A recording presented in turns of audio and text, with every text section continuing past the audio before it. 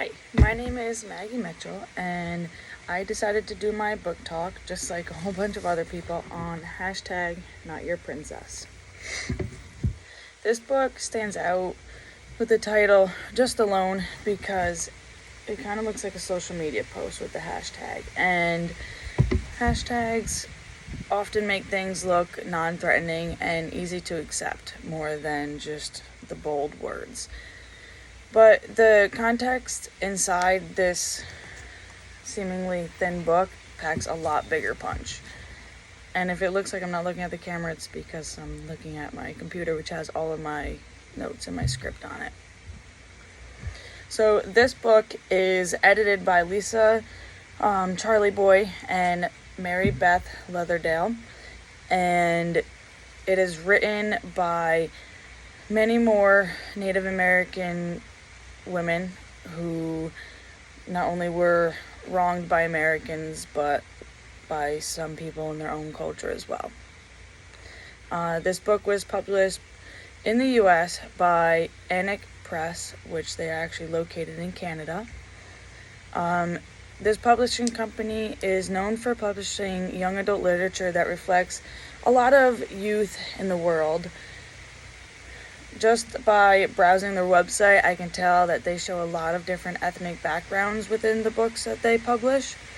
And it also shows a lot of cultures, just like the ethnic backgrounds, a lot of culture that are shown in the different books that they publish.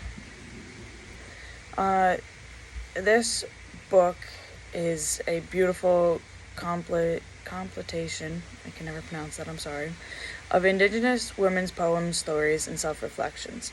These Native Americans share their experience with fitting into American society, the scrutiny they felt, as well as experiencing traumatic things inside their own community.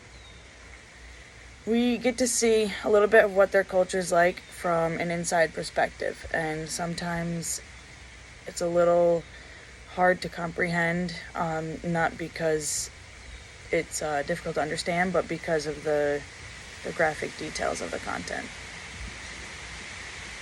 This book does not highlight one character in the story. It's not like there's one protagonist or an antagonist.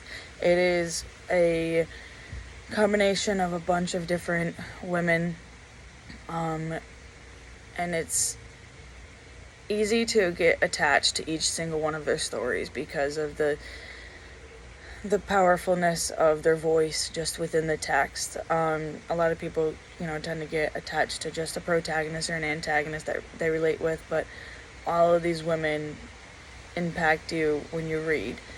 And there's not one that hasn't impacted me just by reading this book.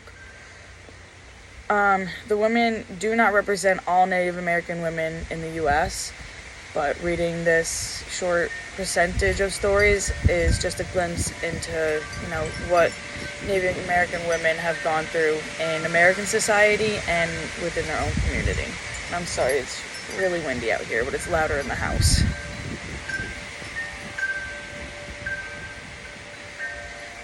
This book has a lot of different combinations of writing styles, but that makes it easy to read. It's not just one boring style throughout the whole entire book. There's poems, there's essays, there's social media posts that they show in here as well. It's a combination of stories and poems and pictures and artworks. And with that constant twist of things occurring, it's easy to read.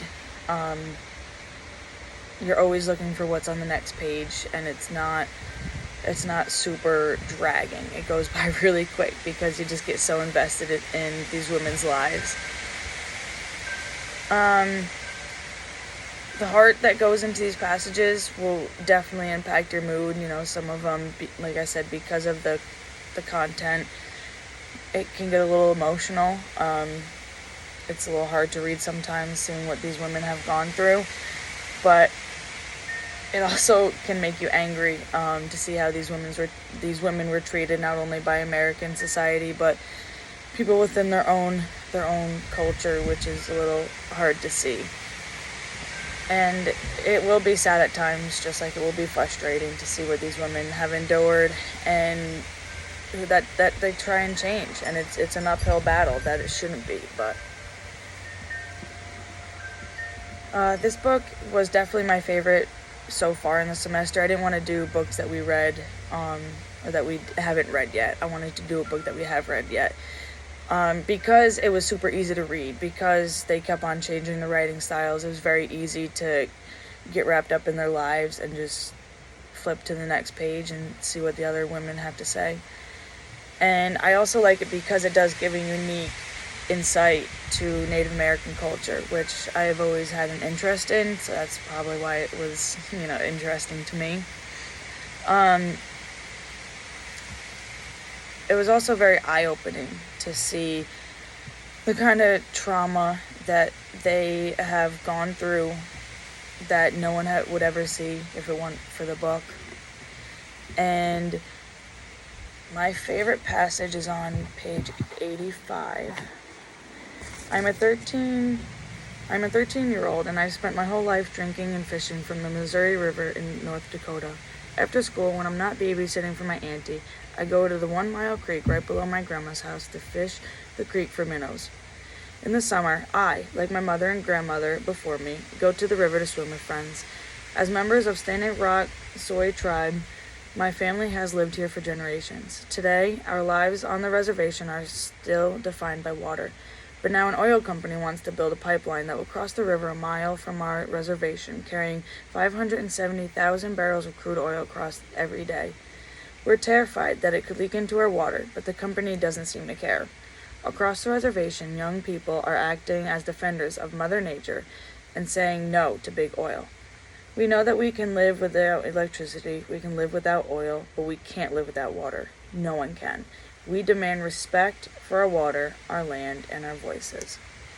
I really like that passage in particular because of the particular power you can hear within her voice. A lot of times you see people, actively fighting to, preserve nature with recycling and just picking up after yourself when you leave.